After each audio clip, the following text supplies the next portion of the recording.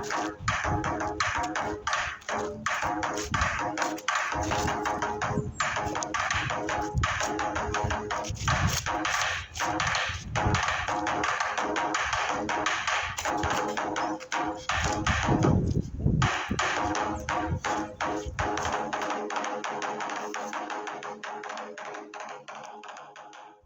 guys.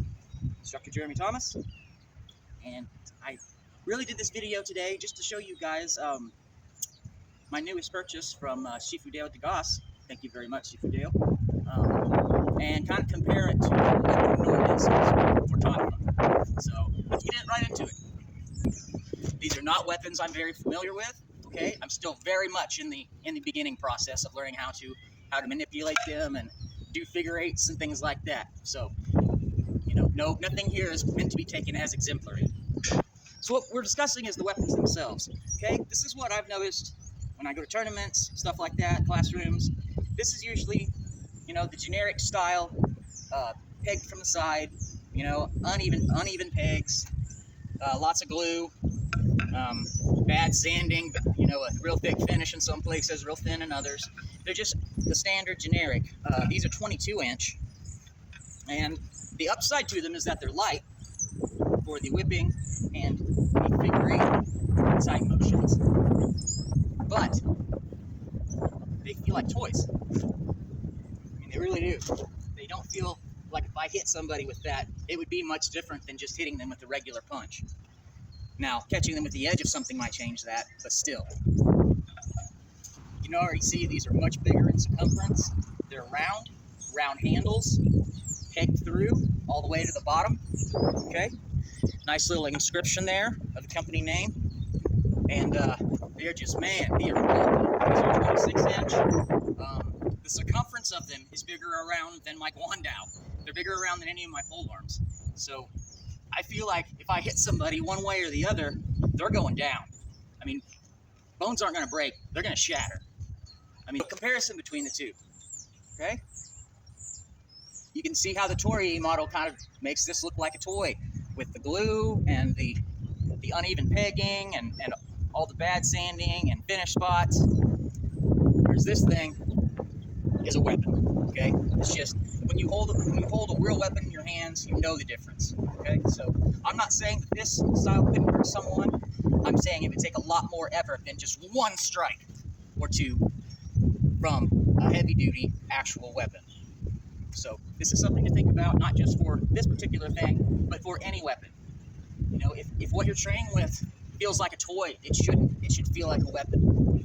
That's kind of the principle and idea I'm trying to get across. So, generic ones from AWMA and other big online retailers, you know, they're pretty much the standard, and there's nothing wrong with them for people that are just beginning, figuring out whether or not they even like the weapon. They come pretty cheap. Nothing wrong with that in the beginning. If you're serious about using Tonfa for self-defense, which law enforcement entities still do, incidentally, then you're going to want to think about getting something heftier. Weapons will actually hold up against another weapon if it's coming in to attack, you know, from, say, let's say a horizontal plane. This will stop a pole arm, a staff, a spear, anything like that, a lead pipe, okay? It will stop it. To the offensive side, okay? Get down, okay? Circle, and we hit somebody with that nice sharp edge, boom! That's gonna hurt, especially if you aim towards the philtrum, teeth, any of that area. Those are going to hurt. And then to follow up with a full swing, I mean, it's almost like hitting someone with a baseball bat, and we all know how that turns out. Bludgeoning test, market Tonfa, 22 inches.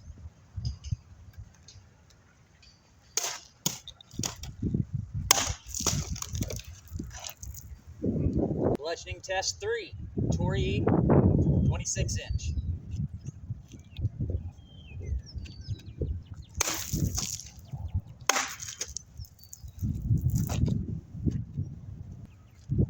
Torii, 6-inch. Bludgeoning test B.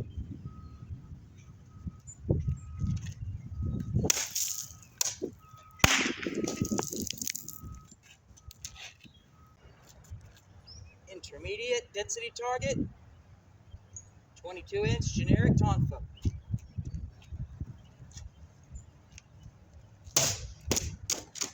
No break.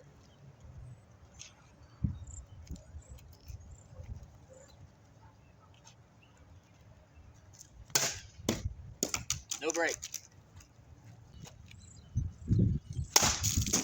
Break.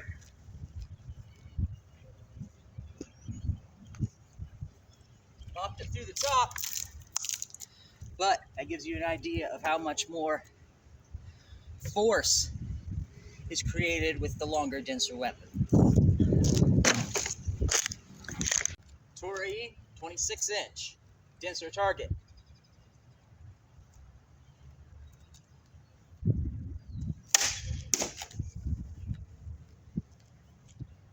Top knocked off.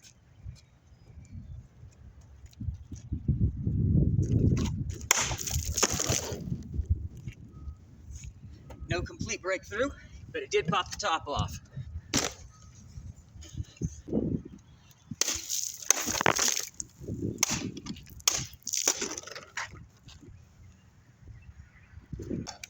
So, while Tonfa might never be my go-to weapon, for this price, you know, it was worth it just to show the difference between a toy and a tool.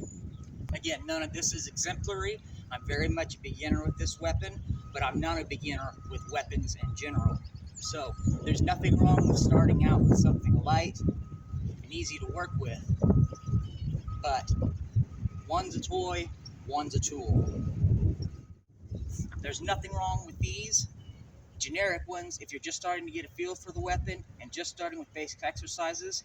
If it's something you see yourself sticking with, you'll want to change over to real tools, real weapons from Toray, which is great. And since they're the only ones I've handled so far, they're the only ones I can really recommend. So I will put the link down in the bottom for you guys. And thank you.